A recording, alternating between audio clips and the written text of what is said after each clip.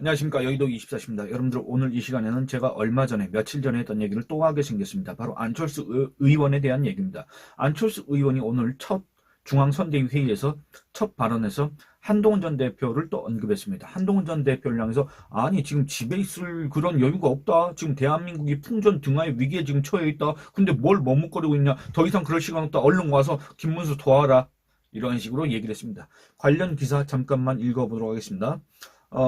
국내인 김문수 대선 후보 공동선거대책위원장인 안철수 의원은 11일 한동훈 전 대표를 향해 댁에 머무르실 것이 아니라 국민과 함께하는 전선으로 나오셔서 이재명을 막고 자유민주주의 대한민국을 지키는 대열에 함께해 주시기를 정중히 요청한다고 밝혔다. 안 의원은 이날 첫 회의에서 한 전 대표에게 간곡히 부탁드린다.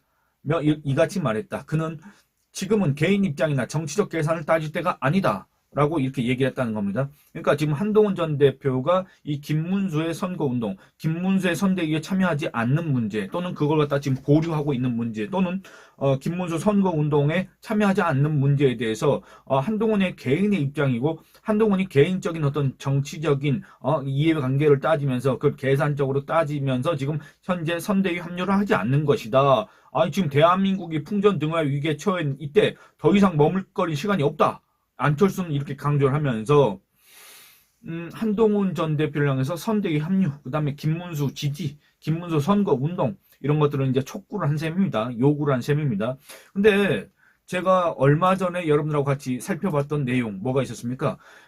안철수가 한동훈 전 대표가 이 당원들을 모집하고 당원 가입, 입당을 갖다 독려하는 이런 어떤 일종의 캠페인 이런 걸 하는 거에 대해서 한동훈 벌써부터 대선 패배를 염두에 두고 지금 그 이후에 당권 행보를 갖다가 지금 하고 있는 거 아니야. 이거 말도 안 된다라는 취지로 또 한동훈 전 대표를 언급했던 거에 대해서 제가 비판을 했지 않습니까? 그때 당시 기사 잠시만 또 읽어보도록 하겠습니다.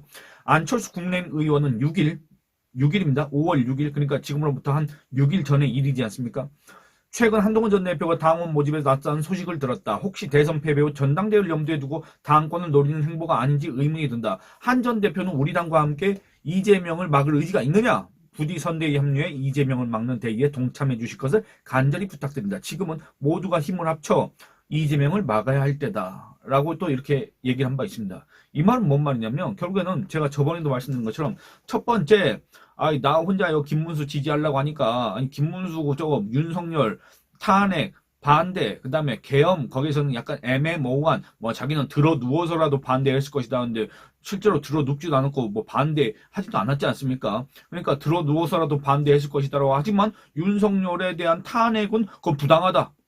이렇게 얘기했던 김문수 끝까지 그 입장을 고수하고 있는 김문수 지금까지도 그 입장에 대한 변화의 낌새도 보이지 않는 그 김문수의 선거운동을 이 한동훈 전 대표 보고 해달라고 한동훈 전 대표 얼른 나와라 왜 나만 여기 있냐 지금 이거 아니겠습니까? 그러니까 그 모양새가 안 좋기 때문에 자기 혼자 있는 게 영 찝찝하기 때문에 그리고 또 이 대선 패배하든 대선 승리하든 어쨌든 전당대회가 있을 텐데 그래서 새로운 당 지도부를 구성할 수밖에 없는데 아니 지금 나도 당권에 지금 생각이 있는데 왜 한동훈은 벌써부터 저렇게 또 주위에 사람들이 많이 있는 것인가 왜 한동훈이 이렇게 얘기하니까 당원들이 이렇게 입당하는 그 증가세 이런 것들이 있는가 왜 한동훈이 또 얘기하니까 여러분들 이번에 친윤 잔당들의 쿠데타 있지 않습니까? 쿠데타 그 쿠데타도 제가 사실상 한동훈과 그 지지층에 의해서 진압됐다 라고 제가 평가를 했지 않습니까? 여러분도 아마 다들 거기에 대해서 동의하실 겁니다. 심지어는 김문수 지지자들도 아마 거기에 대해서 동의할 겁니다. 그렇지 않습니까? 그러니까 안철수도 여러분들 김문수를 그동안에 얼마 옹호를 해왔습니까? 지지를 해왔지 않습니까? 지지라기보다는 옹호를 해왔습니다만 그거 솔직히 영향력이 있다고 생각하는 사람이 누가 있습니까? 물론 숟가락 하나라도 더 보태고 그러면 좋지만 어쨌든 간에 결정적인 이 반전의 계기를 마련한 거 이 반전을 주도한 사람은 바로 한동훈과 그 지지층 아니겠냐 그 말입니다. 그러니까 안철수는 여러모로 자기는 이제 그 탄핵, 찬성, 소위 말하는 찬탄, 그 입장에서 자기가 이 한동훈의 라이벌 내지는 경쟁자라고 생각하지만 맞수라고 생각하지만 그래서 이 한동훈을 시간이 날 때마다 기회가 생길 때마다 이렇게 견제를 해야 된다. 비판을 해야 된다. 한동훈이 더 커지지 않도록 해야 된다. 이런 생각을 갖고 계속 한동훈을 언급하고 있겠지만은 그거가 아무런 효과가 없다. 왜냐 안철수는 한동훈의 맞상대가 될 수가 없기 때문에 경쟁자가 될 수가 없기 때문에 이미 급이 다르기 때문에 안철수는 정말 그야말로 헛물을 켜는 것이다. 근데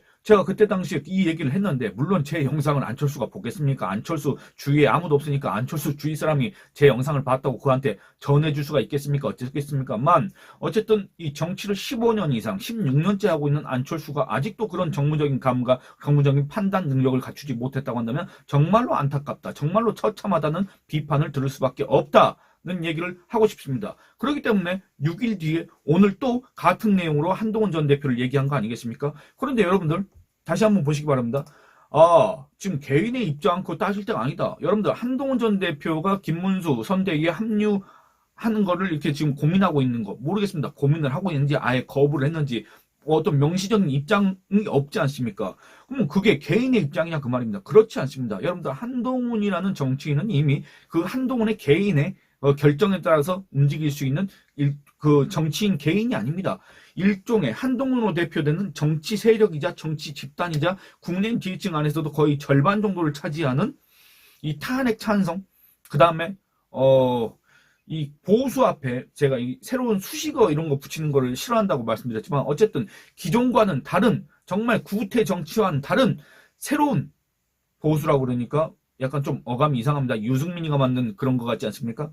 어쨌든 그런 정치를 원하는 그게 분명히 국내임 안에 있지 않습니까? 그 세력이. 그 세력을 대표하는 사람이 바로 한동훈이다 그 말입니다. 안철수는 이제 그 포지션을 갖다가 노리는 것 같긴 한데 현실적으로 객관적으로 안철수가 여기를 노리는 건 좀 어렵다.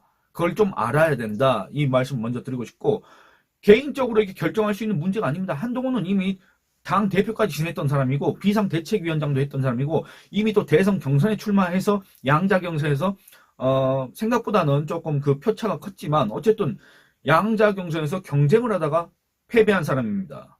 그렇기 때문에 혼자 독단적으로 자기의 입장을 번복할 수 없습니다. 바꿀 수가 없습니다. 그리고 또 그 바꾸는 거는 한동훈의 정치적 자산을 스스로 날리는 거기 때문에 자기를 믿고 그 다음에 자기를 지지해줬던 사람들을 배신하는 거기 때문에 한동훈이 김문수가 저기 윤석열 탄핵에 대해서 반대하고 윤석열 탄핵을 부당하다고 외쳤지만 어쨌든 이재명을 막기 위해서 내가 김문수를 지지해야 되겠다. 나 한동훈이 이렇게 생각을 바꾸면 내 지지층도 나를 지지해주겠지? 그거 아닙니다. 그런 구태 정치가 아니라 그 얘기입니다. 근데 안철수는 지금 무슨 얘기하고 앉아 있습니까? 정치적 계산을 따질 때가 아니다. 지금 한동훈 전 대표가 김문수 선대위에 합류하지 않는 거를 정치적 계산. 그러니까 지금 이렇게 유불리를 따져봤을 때 내가 김문수 선대위에 합류하지 않는 게 나한테 더 이득이겠지? 그렇기 때문에 그런 판단 아래 지금 참여하지 않는다. 지금 이런 얘기를 은연중에 하는 것 같은데 이런 주장을 은연중에 이렇게 퍼뜨리는 것 같은데 그렇지 않다 그 말입니다. 움직일 수가 없습니다. 그리고 또 정치적 계산을 했다고 한다면 한동훈 전 대표 전 잘 모릅니다만 한동훈이라는 정치인이 정치적 계산을 했다고 한다면 여러분들 애시당초에 윤석열로부터 비상대책위원장 그만둬라는 소리를 들을 필요가 없었을 겁니다. 애초부터 여러분들 김옥균 프로젝트가 가동될 일도 없었을 겁니다. 애초부터 대선 경선 과정에서부터 한동훈만은 안 된다. 김옥균 프로젝트 재가동은 없었을 겁니다. 한동훈이라는 사람이 애초에 정치적 계산을 따져서 이 윤석열 김건희 부부한테 잘 보이고 윤석열 김건희 부부의 심기를 건드리는 얘기 안 하고 정말로 이 대통령실의 출장소로 이 국내임을 운영했다고 한다면 그런 어떤 정치적 계산을 했다고 한다면 지금과 같이 한동훈이라는 정치인이 어려운 것도 없었을 뿐만 아니라 지금 배신자 낙인도 없었을 뿐만 아니라 애초에 김옥균 프로젝트도 없었을 거다 그 얘기입니다. 애초에 한동훈이라는 정치는 제가 관찰한 결과 그런 정치적 계산, 물론 정치인이라는 사람들은 다 정치적 계산하겠지만 그 정치적 계산이 어떤 사심에 의한 것이냐 아니면 어떤 공적인 거에 의한 것이냐 그 차이가 있다고 저는 생각을 합니다. 근데 지금까지 관찰한 바에 따르면 한동훈이라는 사람은 자기 자신의 어떤 정치적인 사적인 그 출세, 성공 이런 거를 위해서 그 이해관계를 따지고 계산하는 그런 사람은 아니었다고 생각을 합니다. 지금까지 그가 했던 언행을 보면은.